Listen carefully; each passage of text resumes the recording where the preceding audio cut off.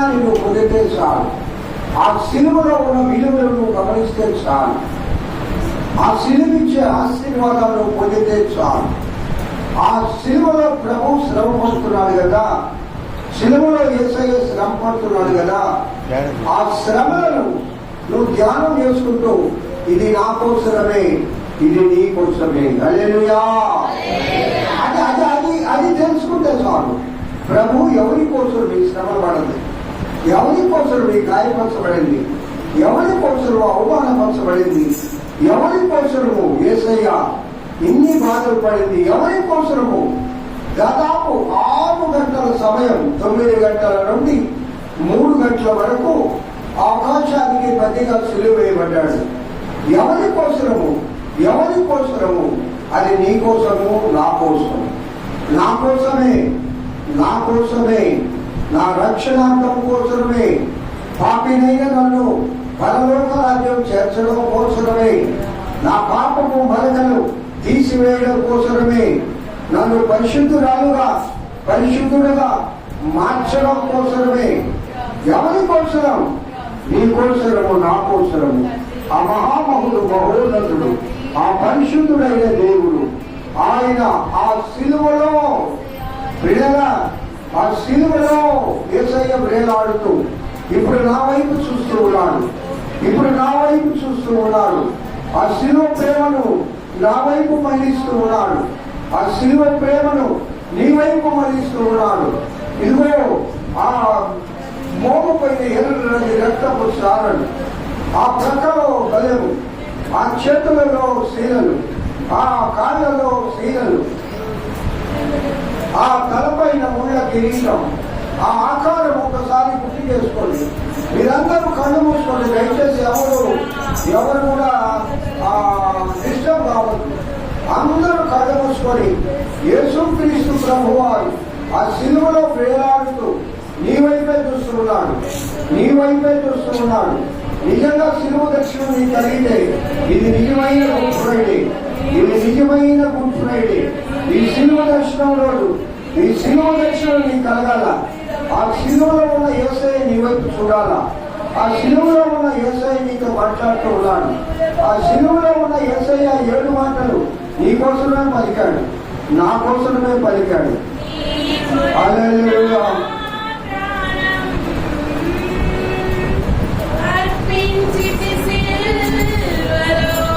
ఆమేన్. అందరూ జ్ఞానపడాల, అందరూ జ్ఞానపడాల.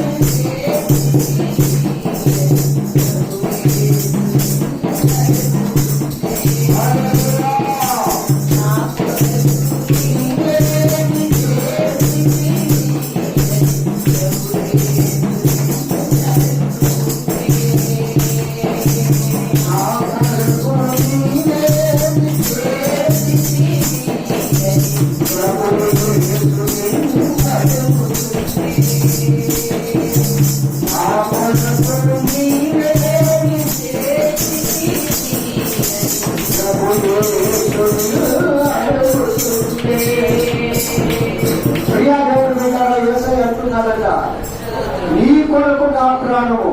ఎవరి కొరకు? నా కొరకు. ప్రతి ఒక్కరు చెప్పండి, నా కొరకు. మీ గుడి చేసుకుని చెప్పండి ప్రతి ఒక్కరు, నా కొరకు. నా కొరకు ప్రాణం అర్పించాడు. ఇప్పుడు ఆయన అనుకున్నాడు, నువ్వేమిచ్చావు? నీ కోసం ప్రాణం అర్పించిన యేసయ్యకు నువ్వేమి అర్పించావు? ఎంత సమయం ఇచ్చావు గత సంవత్సరంలో? పోయిన గుడ్ ఫ్రైడే నుండి ఈ గుడ్ ఫ్రైడే వరకు ఎంత సమయం దేవుని ధ్యానం చేశావు? ఎంత మందికి దేవుని స్వార్థ ప్రకటించావు? ఎంత సమయాన్ని దేవుని సేవలో గడిపావు? ఎంత సమయం నీకోసం వినియోగించుకున్నావు? ఎంత సమయాన్ని వ్యర్థంగా లోకం కోసం వినియోగించావు? ఎంత సమయాన్ని నిద్రావస్థలో గడిపావు? ఎంత సమయాన్ని వ్యర్థమైన వాటి కోసం పాటుపడ్డావు? యేసయ్య శిలువపై వేలాడుతూ అడుగుతున్నాడు, నీకోసమే నా ప్రాణం అర్పించాడు. ఆయన త్యాగం చేశాడు, ప్రాణ త్యాగము నీకోసము. అయితే నువ్వేమి ఇచ్చావు ప్రభువు? అట్లీస్ట్ అసలు నీ హృదయాన్ని ఇచ్చావా? నీ జీవితం ఇచ్చావా? దేవుడు ఎంత ఉన్నాడు? ఆయన కావాల్సింది నీ జీవితం, నీ బ్రతుకో. నువ్వు ప్రభు కోసం బ్రతకాల. పౌలు లాంటి ప్రేమను చూపించండి, యూదా లాంటి ప్రేమను కాదు. పౌలు లాంటి ప్రేమను. ప్రియరా, సిలువలో వేలాడుతున్నాడు యేసయ్య. ఆ సిలువ దానిని ఒక్కసారి చూడండి. ఈ వైపే చూస్తూ ఉన్నాడు. ఆ మోపైన ఎర్రని రక్తపు దారలు, ఆ తలపైన ముళ్ళ కిరీటం, ఆ చేతులలో కాళ్ళలో శీలలు, ఆకాశానికి భూమికి మధ్యగా వేలాడదీయబడుతున్నాడు. శాపంగా మార్చబడి ఉన్నాడు. అందరూ కళ్ళు మూసుకొని ఆ శిలువను దర్శించండి. క్రీస్తు శిలువలో వేలాడుచున్నాడు. చూడు ఈ క్షణమే కల్వారిని, ప్రేమ ప్రభువు నీకై నిలుచుండెను, గొప్ప రక్షణనివ్వ శ్రీయేసుడు, సిలువలో వేలాడుచున్నాడుగా, సిలువలో వేలాడుచున్నాడుగా. చూడు ఈ క్షణమే వారిని, ప్రభువు నీకై నిలుచుండెను, గొప్ప రక్షణనివ్వ యేసుడు, సిలువలో వేలాడుచున్నాడుగా, సిలువలో వేలాడుచున్నాడుగా. సిలువపై చూడము ఆ ప్రియుని, ఆ ప్రేమకై నీవు ఏమిచ్చావు. సిలువపై చూడము ఆ ప్రియుని, ఆ ప్రేమకై నీవు ఏమిచ్చావు. అర్పించుకోనీదు జీవితము, ఆయన కొరకే జీవించుము. అర్పించుకోనీదు జీవితము, ఆయన కొరకే జీవించుము. చూడుము ఈ క్షణమే కల్వారిని, ప్రేమ ప్రభువు నీకై నిలుచుండెను, గొప్ప రక్షణనివ్వ శ్రీయేసుడు, సిలువలో వేలాడుచున్నాడుగా, సిలువలో వేలాడుచున్నాడుగా, సిలువలో వేలాడుచున్నాడుగా. సిలువపై చూడుము ఆ ప్రియుని, ఆ ప్రేమకై నీవు ఏమిచ్చావు.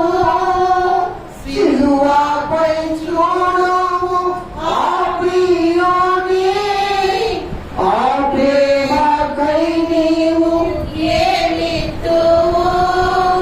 అర్పించుకోనీదు జీవితము, ఆయన కొరకే జీవించుము.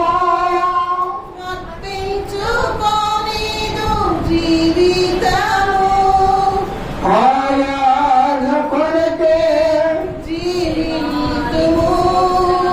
చూడుము ఈ క్షణమే కల్వారిని, ప్రేమ ప్రభువు నీకై నిలుచుండెను, గొప్ప రక్షణనివ్వ శ్రీయేసుడు, సిలువలో వేలాడుచున్నాడుగా,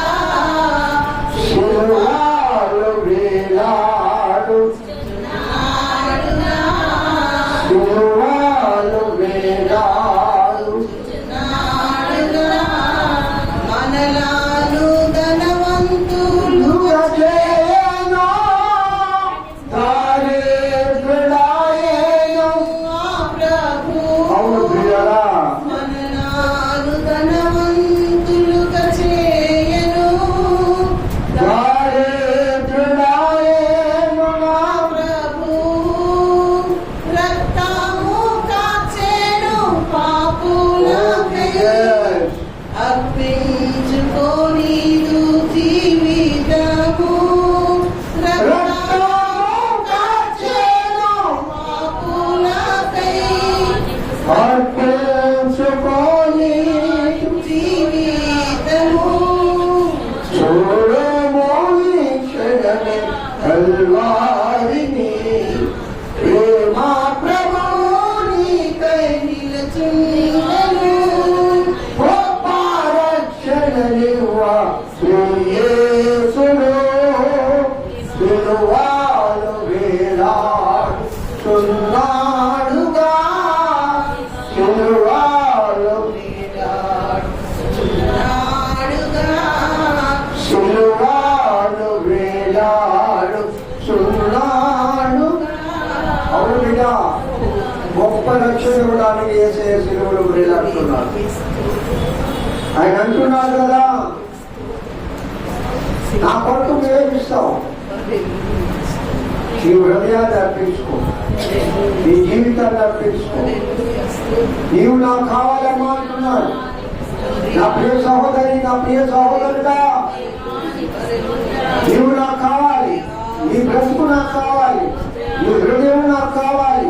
నా కోసమే నువ్వు బ్రతకాలి. బ్రతుకుట తెలిస్తే సావైతే లాభం. బ్రతికినా ప్రభు కోసమే బ్రతకాలి, ప్రభు కోసమే బ్రతకాలి. ఈ శిలువ ధ్యాన కూడికలో, ఈ గుడి ప్రజల జన్మలో శిలువపై ఉండే యేసయ్య నిన్ను అడుగుతూ ఉన్నాడు, బిడ్డా, బిడ్డా, రాబో దినాల్లో నా కోసం బ్రతుకుతావా? ఇన్ని దినాలు నీ కోసం బ్రతికావు, అనేక దినాల్లో నన్ను వెనకేసేసావు, అనేక మార్లు నన్ను మర్చిపోయావు, అనేక మార్లు నీ స్వపనులకై ఎక్కువ సమయాన్ని నదించావు. నా కోసం నీ సంవత్సరం బ్రతుకుతావా? నా కోసం బ్రతుకుతావా? నా కోసం నీ యొక్క కాలాన్ని వినియోగిస్తావా? నీవే నాకు కావాలంటున్నాడు. ఆయనతో ఏకమైపోవాలి. ప్రాణప్రియుడైన యేసయ్య 10,000లో అతి సుందరుడు, అతి మనోహరుడు, రూపము లేనివాడుగా, నిరాకారుడుగా, చూడలేని వాడుగా మారిపోయాడు. ఎవరి కోసము? చూడలేని వాడుగా మారిపోయాడు. ఎవరి కోసం? ఎవరి కోసమయ్యా ఈ త్యాగము? నా కోసమే కదా. అవును బిడ్డ, నీ కోసమే. ఈ రాబో వర్షంలో నా కోసం నువ్వు బతుకుతావా? నీ హృదయాన్ని నాకు అర్పిస్తావా? నా కోసమే బ్రతుకుతావా? నా బిడ్డగా బ్రతుకుతావా? నా ప్రియాలుగా బ్రతుకుతావా అని ప్రియుడు అడుగుతున్నాడు. ప్రియాలు వెళ్ళారా? ప్రియుని ఇష్టం మేరకే నేను బ్రతుకుతానా? నీ చిత్తానుకూలంగా నేను బ్రతుకుతానా? నా జీవితాన్ని నీకు అంకితం చేస్తాను ఆయన. నా బ్రతుకును నీకు అంకితం చేస్తాను ఆయన. అవును ప్రభు, మీరు జ్ఞాపకం చేసినట్టుగా గత సంవత్సరంలో చాలా సమయాన్ని నేను వృధా చేశాను ఆయన. వ్యర్థమైన వాటి కోసం పరిగెత్తుతా ఉన్నాను ఆయన. వ్యర్థంగా సమయాన్ని గడిపాను దేవా. నీ సన్నిధిలో నీతో గడపలేని క్షణాలు ఎన్నో, గంటలో సంవత్సరాలు ఎన్నో నా జీవితంలో గడిచిపోయాయి నాయన. ఈ సంవత్సరంలో కోరుచున్నాము కదా ప్రభు, నీ కోసమే నేను బ్రతుకుతానన్న వాళ్ళ దేవునికి తోకాలు చెప్పండి. మరొక మాట, రెండు చేతులు పైకెత్తి, రెండు చేతులు పైకెత్తి స్తోత్రం, స్తోత్రం, స్తోత్రం, స్తోత్రం, స్తోత్రం, స్తోత్రం. అందరూ అందరూ అందరూ అందరూ అందరూ ఎవరు కూడా దేవుని సన్నిధిలో మౌనంగా ఉండకూడదు. ఎవరు కూడా మౌనంగా ఉండకపోయినా కనీసం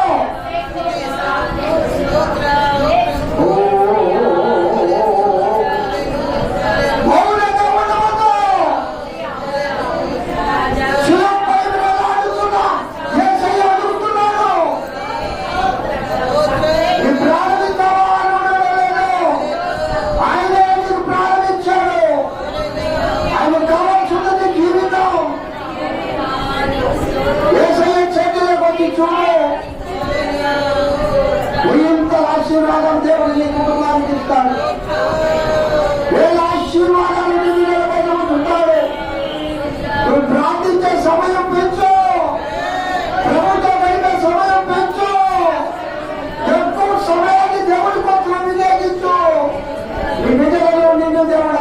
ఆశీర్వదిస్తాడు. ఈ వంశాన్ని దేవుడు దీవిస్తాడు. అబ్రహాము ప్రార్థన విని ఇశ్రాయేలీయులను దేవుడు దీవించాడు. అబ్రహాము దేవుడితో ఎక్కువ గడిపాడు. ప్రియులారా, నేను అడుగుతున్నాను ఈ దినము, యేసయ్యతో గడపడానికి ఇష్టపడతావా? అమ్మా, నీ హృదయం నాకు కావాలి. అమ్మా, నీ హృదయం నాకు కావాలి. నీ హృదయం ఇప్పుడు ఎవరికి ఇస్తున్నావు? నీ హృదయంలో ఏమున్నాయి? శరీరాశలో, శరీరానికి సంబంధించినవి అవి మంచివైనా సరే యేసయ్యకి ఇష్టం లేదు. ఆత్మీయ ఆశలు కలిగి ఉండాలా. నేను గొప్ప ఉద్యోగం చేయాలనుకుంటున్నావు, మంచిదే. నేను మంచి ఇల్లు కట్టాలనుకుంటున్నావు, మంచిదే. నేను పిల్లలకు పెళ్లిళ్ళు చేయాలనుకుంటున్నావు, మంచిదే. నేను ఇంకా డబ్బు సంపాదించాలనుకుంటున్నావు, మంచిదే. మేడ మీద ఇంకొక మేడ కట్టాలనుకుంటున్నావు, మంచిదే. అవి నీకు మంచిదేమో కానీ యేసయ్యకు మంచిదో. ప్రభు కోరేది ఏంటంటే, నేను దేవుని కోసం బ్రతకాలి. నేను ప్రభుకు నా సమయాన్ని ఇవ్వాలి. నేను ప్రభు పని చేయాలి. నేను దేవుడితో ఎక్కువగా ప్రార్థన చేయాలి. ఈ సంవత్సరం ఎక్కువ దేవుని ఆలయంలో గడపాలి. ఎక్కువ సమయాన్ని దేవుడితో గడపాలి. అంటే నువ్వు ఇంకా ఆశపడ్డావు. నీ బిడ్డల వివాహమే కానీ, నువ్వు ఇల్లు కట్టాలనే ఆశ కానీ, నీ యొక్క సంపద పెరగాలనే ఆశ కానీ, అవన్నీ ఆయన చూసుకుంటాడు. అవన్నీ దేవుడు దయచేస్తాడు. మొదట నా నీతిని, నా రాజ్యాన్ని వెతకగానే ప్రభు చెప్తున్నారు. ఈ శివ జ్ఞానములో శివులో ఎలాగే యేసయ్యా, నేను అడుగుతున్నాను కదా, నీ జీవితంలో ఎక్కువ సమయాన్ని నాకు అమ్మా, నీ ఆత్మలంతా నాకు అమ్మా. నీ గుండెలో నేనే ఉండాలమ్మా బాబా. నీ గుండెలో నేనే ఉండాలా? ఏముంది నీ గుండెలో? దేనికి వెంబడాడుతున్నావు? ఇంకా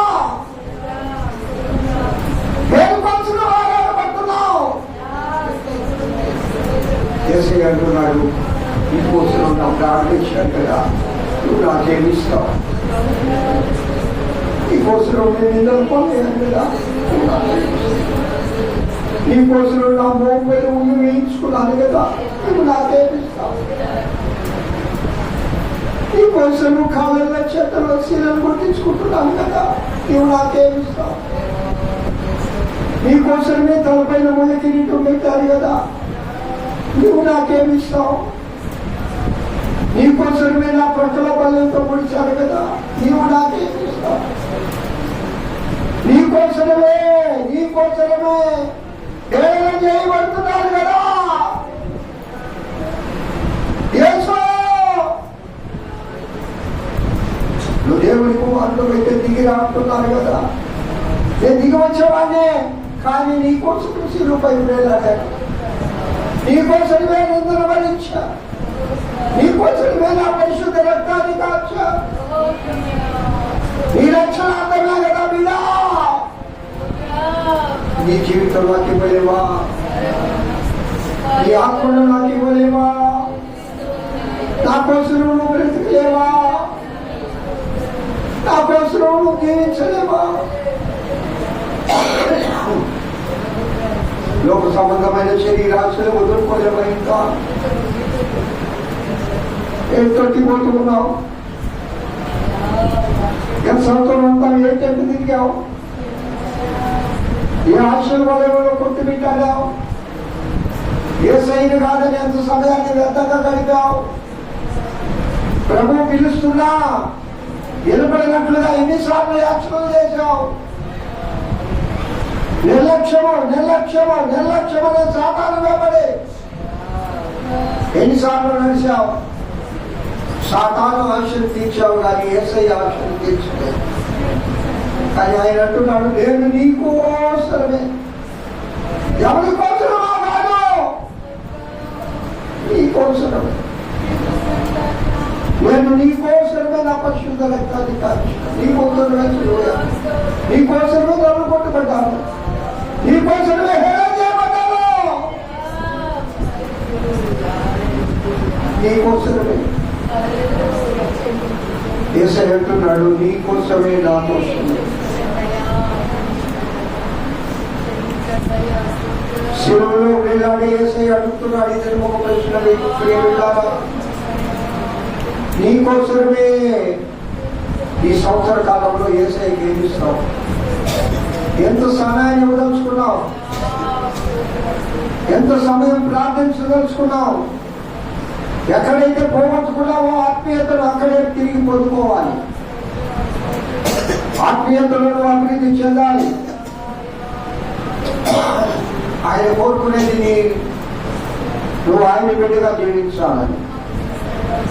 అందరూ ఒక మాట చెబుదాం, యేసయ్యా ఈ సంవత్సర కాలం నీకోసరమే బ్రతుకుతానయ్యా. అందరు చెప్పండి అమ్మా, నీకోసరమే బ్రతుకుతానయ్యా. గత సంవత్సరంలో బ్రతకలేదు ప్రభువా. అమ్మా బ్రతికారా మీరు? బ్రతకలేదు కదా, చెప్పండి మరి. బ్రతకలేదు నాయనా, నా కోసమే బతికా. నా శరీరాశలు, నా శరీరాశలు, నా శరీరాశలు.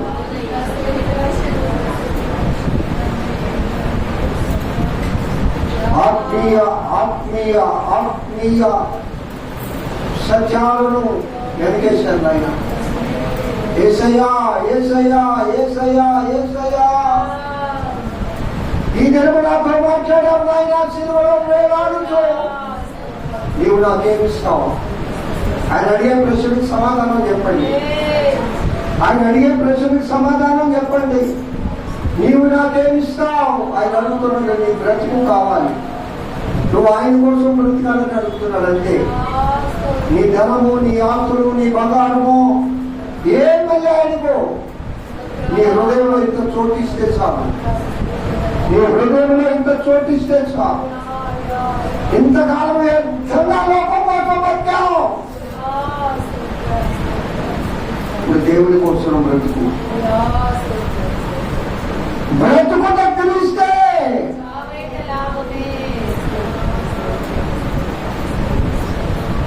బ్రతికిన సరిపోయిన ప్రభువునే మహిమపరుస్తాను అనే ఒక నిబద్ధత కలిగి ప్రియులరా, ఆ ప్రభు కోసం బ్రతుకుదుము గాక. ఆ ప్రభు కోసం బ్రతుకుదుము గాక. ఆ దేవుని కోసం బ్రతుకుదుము గాక. శాంతి ప్రార్థన చేయమా. శిలువలో యేసు క్రీస్తు ప్రభువును దర్శిస్తూ ఆయన ముఖ దర్శనం చేస్తూ ఇంతవరకు ఆయన మాట్లాడిన మాటలకు ఆయనకి స్తోత్రాలు చెబుతూ ప్రార్థన చేయి.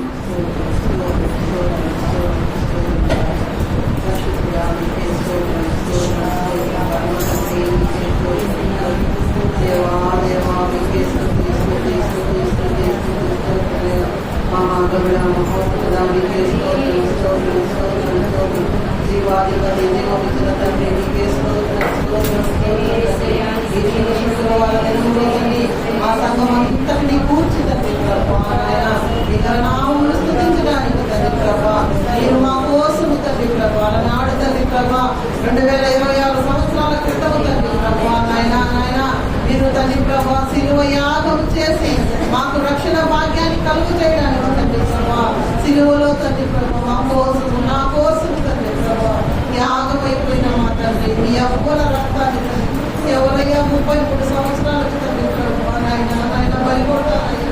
అయ్యా అయ్యా అయ్యా అయ్యా తండ్రి ప్రభా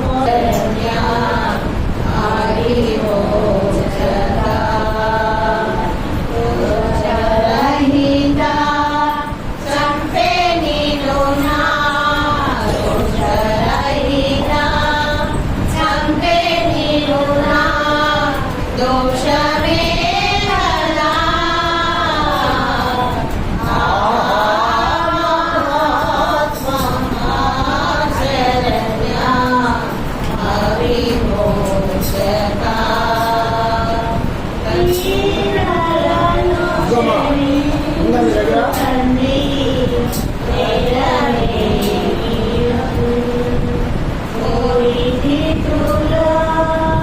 నిన్ను జంపుము కోరితినులా నిన్ను జంపు క్రూరజనులకై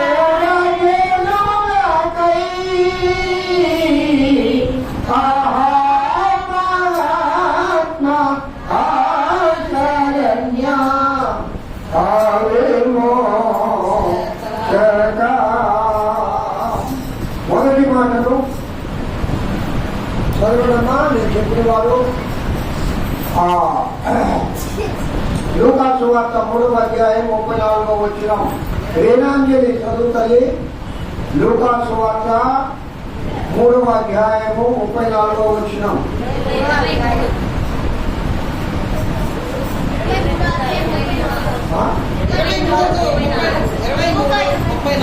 లూకా 23:34.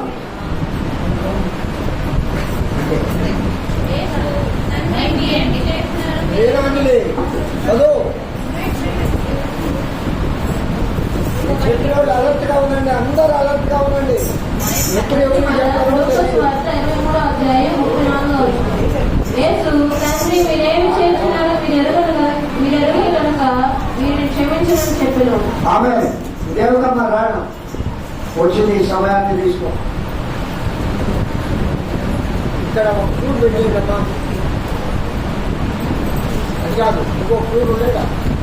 అది మీరు ఎదుర్కోండి. ప్రార్థన చేయడానికి, మాట్లాడడానికి తినడానికి పెట్టు ప్రియా. ఫ్రూట్ ఆన్ చేయి.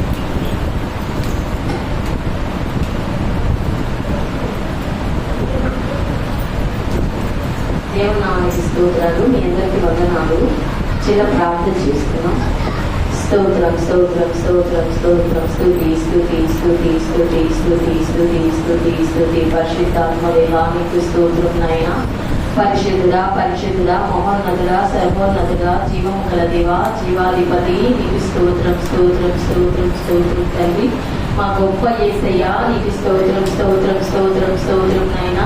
ఇదిగో ప్రభు పరిశుద్ధాత్మ దేవా, మొదటి మాటగా ప్రభు నేను మాట్లాడుకోవచ్చుండగా దేవా, అయ్యా నేనైతే మాట్లాడదు రాదు కానీ దేవా, అయ్యా నీ పరిశుద్ధ ఆత్మతో నింపి దేవానైనా అయ్యా అమూల్యమైన మర్మాలనైనా బయలుపరచండి తండ్రి. నైనా పరిశుద్ధుడా, నేను కాదు తండ్రి మాట్లాడేది, సంపూర్ణంగా ప్రభు తండ్రిని మీరు మరుగుపరుచుకోండి దేవా. నీకు స్తోత్రమునైనా అనేకులకు ప్రభు తండ్రి నైనా విడుచున్న వారికి ప్రభా గ్రహించే మనసును దయచేయండి అయ్యా నైనా. నీకు స్తోత్రమునైనా.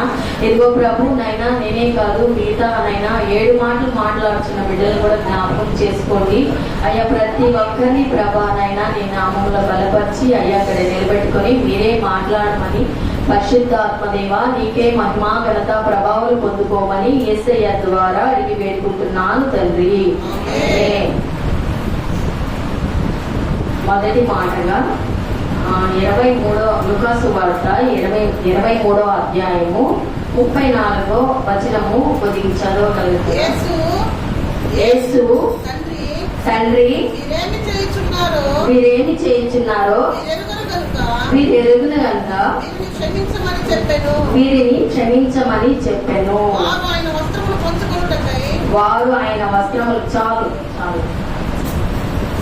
లూకాసు వార్త 23వ అధ్యాయము 34వ వచనంలో మొదటి మాటగా దేవుడు సిలువలో పలికిన మాట, తండ్రి మీరేమి చేయించున్నారో వీరెరుగరు గనుక వీరిని క్షమించమని అంటున్నాడు. ఇది అన్ని దేవుడు యేసయ్య ఎన్నో మాటలు ఎన్నో దగ్గర ప్రసంగాలు చేశారు, ఎన్నో మాటలు మాట్లాడారు, స్వస్థతలు జరిగించారు, సభల్లో మాట్లాడారు, యెరూషలేము దేవాలయంలో మాట్లాడారు. అవన్నీ వింటూనే ఉన్నారు అందరూ. బాగలేని వాళ్ళకి బాగు చేశారు, చెవిటి వాళ్ళకి మోగ వాళ్ళకి రోధించారు, ఇవన్నీ చేశారు. ఇవన్నీ అక్కడ ఉండే వాళ్ళంతా వింటున్నారు, చూస్తున్నారు, అద్భుత కార్యాలు జరుగుతూ ఉన్నాయి. కానీ ఇక్కడ వీళ్ళందరే ఇక్కడ దేవుణ్ణి ఆయన్ని సిలువ వేయాలని మళ్ళీ సిలువ వేయాలని కన్న వాళ్లే బాగు పడిన వాళ్లే అందరూ కూడాను వీళ్ళల్లో కలిసి మళ్ళీ యేసయ్యని సిలువ వేయమని అందరూ అంటున్నారన్నమాట. ఇక్కడ గెత్సెమనే తోట నుంచి గోల్గొతా కొండ వరకు ఆయన్ని సిలువ వేసుకునేదానికి తీసుకొచ్చారనమాట. ఇక్కడ వచ్చి తండ్రి మీరు ఏమి చేయించున్నారో మీరు ఎరగరు, మీరు క్షమించు అని ఎందుకు అనాలా? ఇప్పుడు మనమైతే క్షమిస్తామా? మనము ఆయన్ని కొట్టాము అంత మనం అదే అందరూ కొట్టారు, గుద్దారు, ఉమ్మేశారు, మొహం మీద గుద్దారు, ఇన్ని చేశారు. మనమైతే ఒక మాట అంటే పడుంటామా? ఎవరన్నా ఒక మాట అన్నారనుకో, నేనైతే పడినా, నాకైతే కోపం వస్తుంది. ఎలాగా ఆయన అన్ని శ్రమలు అనుభవించి కూడా క్షమించమని ఎందుకు అడుగుతున్నాడంటే, ఇంకా మనలో రక్షణలో ఉండాలా, రక్షణకి రావాలా. చాలా మంది రక్షింపబడలేకపోతున్నారు.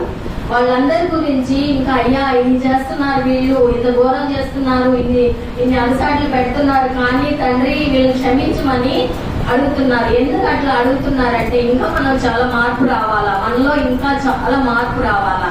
ఇంకా ఆయన్ని పూర్తిగా మనం నమ్ముకోలేదు. ఏంటంటే నమ్ముకున్నాం అన్నట్టు ఉంటున్నామే కానీ ఆయనలో పూర్తిగా మనం ఉండలేకపోతున్నాము. ఈ సిలువలో పలికిన మాటలు ముఖ్యంగా మన అన్ని మాటల కన్నా ఈ 7 మాటలు గొప్పవి.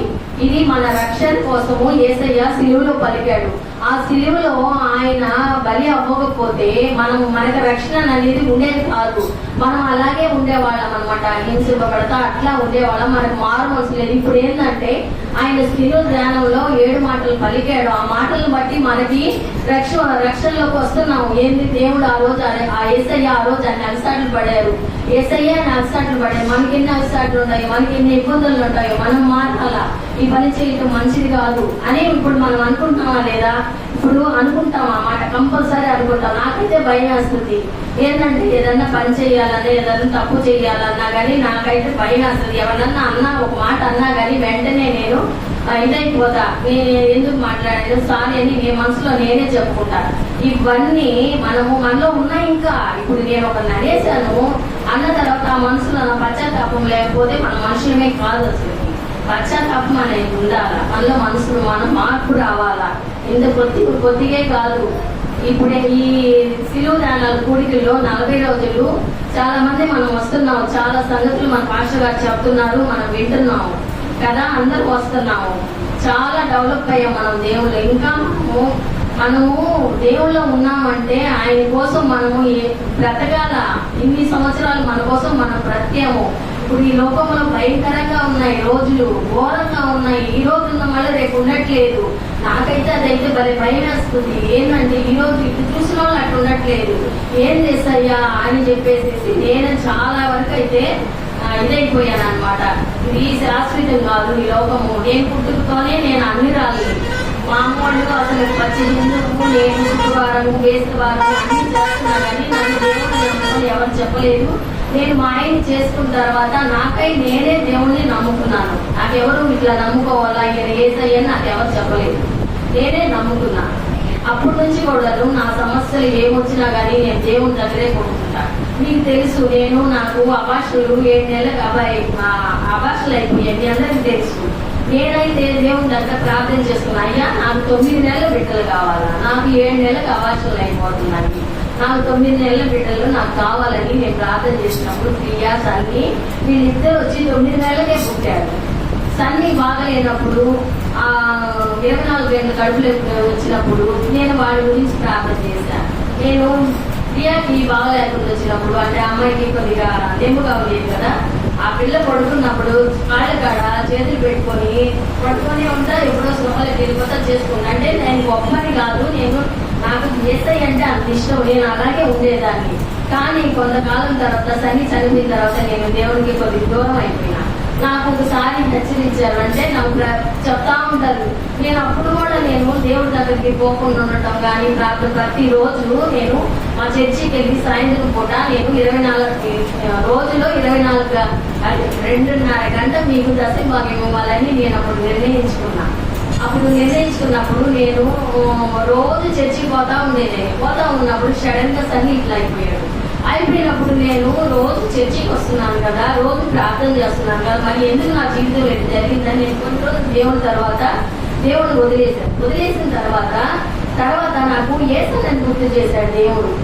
ఏంటంటే ఏసన్న ఎంత గొప్ప వాడు, ఎంత మందిని మార్చాడు, ఆయనకే మరణ శిక్ష వచ్చింది కదా, మరి నీ బిడ్డ ఎంత మాత్రం అని నన్ను ఆ మాటతో నన్ను హెచ్చరించాడు. హెచ్చరించిన తర్వాత ఓ నిజమే కదా, ఇది నా బిడ్డ ఎంత తోడు, నా ప్రార్థన ఎంతటిది, ఆయన గొప్ప దైవ సేవకుడు అని చెప్పేసి నేను రిలాక్స్ అయిపోయాను. అది చిన్నగా మేము ఇక్కడికి వచ్చింది కూడా ఏంటంటే చర్చికి రావాలనే ఉద్దేశంతోనే మేము వచ్చాం. వేరే భాషలకి బాగా లేకుండా పోయింది, అందువల్ల మేము చర్చికి దూరం అయిపోతున్నాం. అందువల్ల మేము ఇక్కడికి వచ్చి ఇక్కడ ఉండటం కూడా ముఖ్య ఉద్దేశం అది. అదే మన జీవితాల్లో నిజంగా మనం దేవుడిని నమ్ముకుని ఉండాలా. ఈ రోజు మనకి ఏమవుతుందో, మన స్థితి ఏమవుతుందో, మన గతి ఏమవుతుందో మనకు తెలియట్లేదు, భయం అయిపోతుంది. ఏ క్షణం ఏమవుతుందో. మనకి దేవుడు ఉదయాన్నే ప్రార్థన కూడా ఇచ్చాడు. నాకు తలంపు ఇచ్చి ఇట్లా ఉదయము ప్రార్థన చేసుకోవాలని తలంపు ఇచ్చాడు. మనము 4:30 నుంచి 5 గంటలు 6 గంటల దాకా చేస్తున్నాం. అది మనం దేవుడికి దర్శనం బాగా ఇస్తున్నట్టే కదా. మళ్ళీ సాయంత్రము వచ్చి ప్రార్థన చేసుకుంటాం. మనం అందరం మన కుటుంబాల కోసము మనం ప్రార్థన చేసుకోవాలి, సరేనా?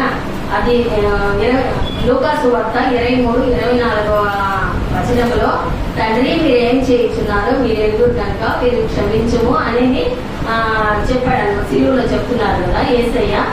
ఆ ఎండ ఇప్పుడు మనము బయటికి రావాలంటేనే భయంకరంగా ఉంటది. పిల్లి మీద పోయిన కొద్దిసేపు తిరిగి రాలేక వచ్చేస్తున్నా, వెళ్ళిపోయి అక్కడ తిరిగేసి ఇంటికి వచ్చేస్తున్నా. ఇంత కొద్ది ఎండకే మనం తట్టుకోలేకపోతున్నామే. ఆ యేసయ్య ఆ రోజు ఆనాడు ఆ సిలువలో ఆ ఎండకి వాళ్ళు కొరడా దెబ్బలతో కొడతా ఉంటే, రక్తము చెమట బిందువులా కారుతూ ఉంటే ఎంత నరకాన్ని అనిపించారు. మరి అట్లా నరకం అనిపించినప్పుడు మనకు మారు మనసు ఉండాలా లేదా, మన పశ్చాత్తాపం ఉండాలా లేదా, మనం ఆయనలో ఉండాలా లేదా, ఆయనలో జీవించాలా లేదా? అలాగా మనము ఇంకా ఆయనలో పూర్తిగా మనము అందరినీ మన కుటుంబాలు మనము వాడబడలాగున ఉన్నాము. ఇంకేంటంటే ఇక్కడ వచ్చి ఆయన సిలువ వేసిన కర్ర కదా, ఆ సిలువ వేసిన కర్ర హైట్ అంట 15 అడుగులు ఉందంట. 15 అడుగులు. ఇప్పుడు మామూలుగా ఒక మనకి గుడ్డ తీసేది ఎన్ని అడుగులు ఉంటుంది? 6 అడుగులు ఉంటుంది. ఇది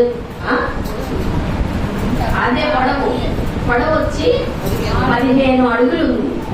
వెడల్పు వచ్చి 8 అడుగులంట ఈ వెడల్పు. తర్వాత వచ్చి ఆ సిలువ బరువు 150 కేజీలు ఉందంట.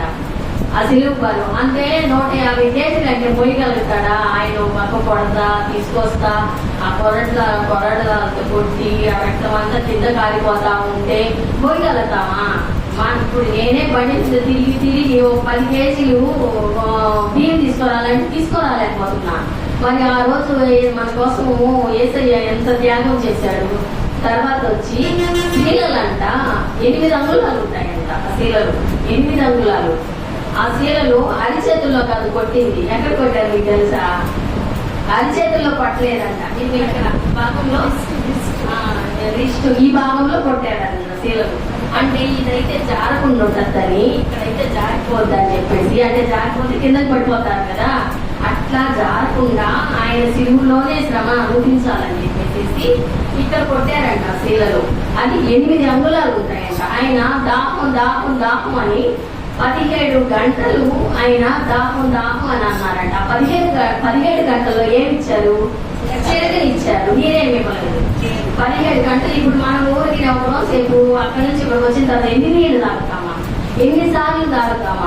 ఎన్నిసార్లు వేసిపోయి తాగుతామా? కానీ యేసయ్య 17 గంటలు దాహం అని అరిచిన నీళ్లు మట్టికి ఇవ్వకుండా చిరకనిచ్చారు.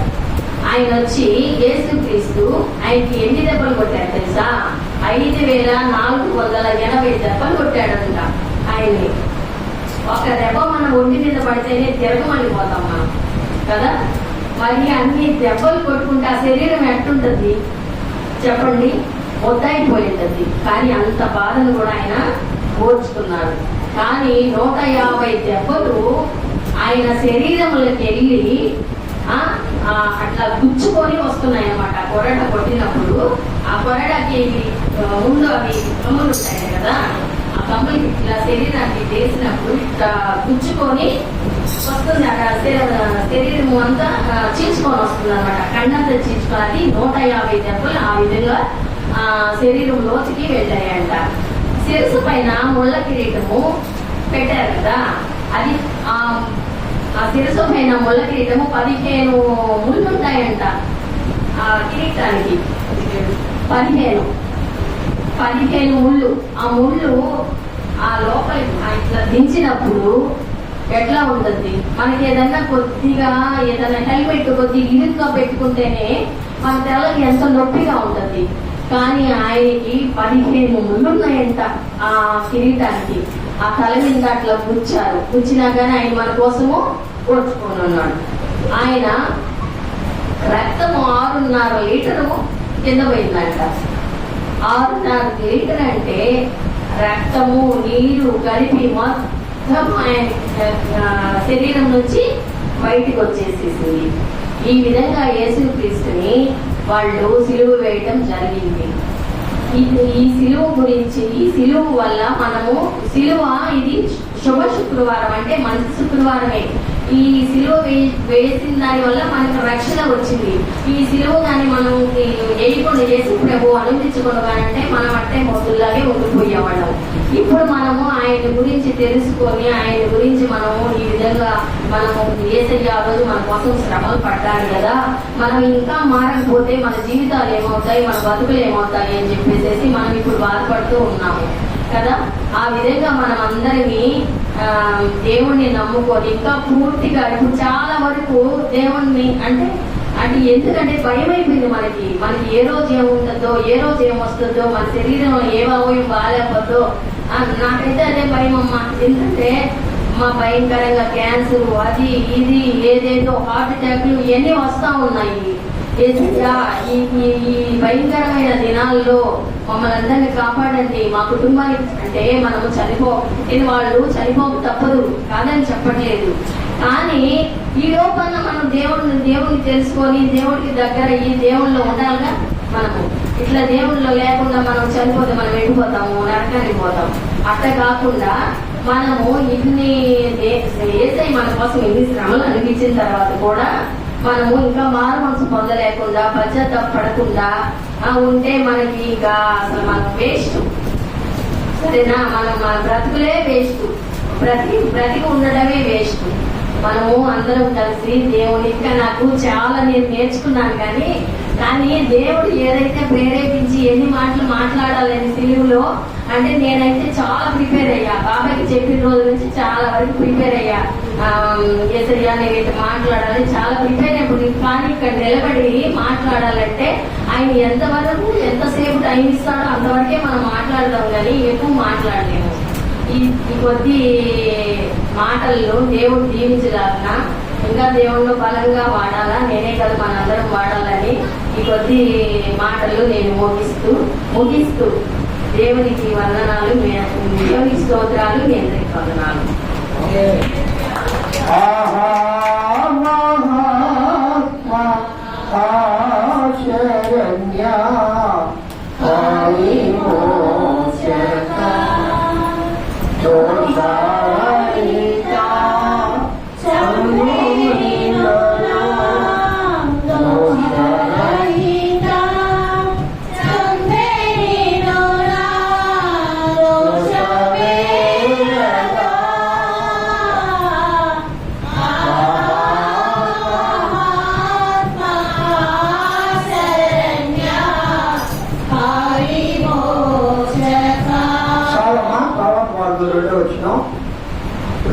రెండవ మాట ఎవరు రండి, ఇక్కడ నిలబడండి, మాట్లాడండి. అమ్మా ఆర్య నిలబడి లూకా సువార్త 23వ అధ్యాయం 43వ వచనం. మా నువ్వు చదువుకోవా. కృప తర్వాత సుమతి కూతురు చదవాలి, తర్వాత బంటి చదవాలి, తర్వాత ఎవరు వెళ్ళే చదవాలా, రాజేష్ చదవాలి.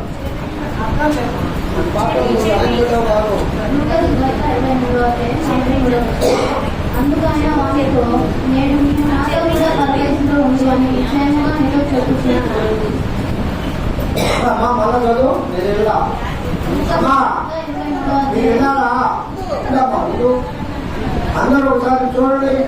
ఏనాడు ఆ చదువు లూకాసు వార్త 23వ అధ్యాయం 43వ వచనం. అందుకు ఆయన వానితో, నేను నీవు నాతో కూడా పరదేశంలో ఉండు అని నిశ్చయముగా నీతో చెప్పుచున్నాను. మనిషిదమ్మా, కుమారి ప్రార్థన చేయమ్మా. ఈ మాట మాట్లాడే బిడ్డలు పరిశుద్ధాత్మ దేవుడు ఆయన ఆత్మతో నింపి మనతో మాట్లాడినట్టుగా ప్రార్థన చేయండి.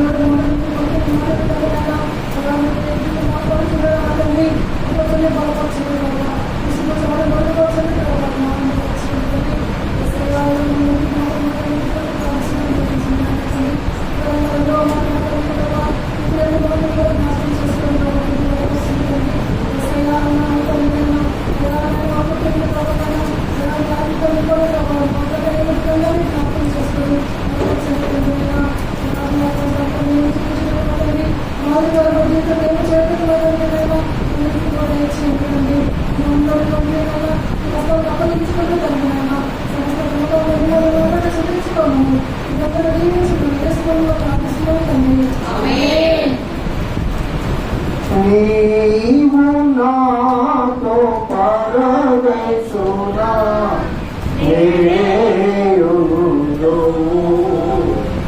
నీవు నాతో పరదేశు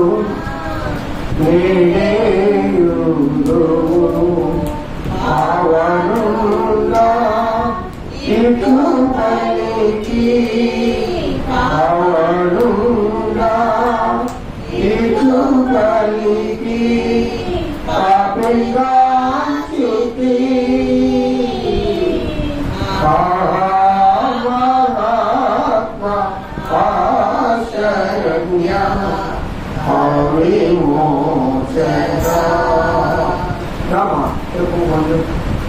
రెండవ మాటలో మాట్లాడినట్టుగా ప్రార్థనా పూర్వకంగా దేవుడు వాక్యాన్ని విన్నాం.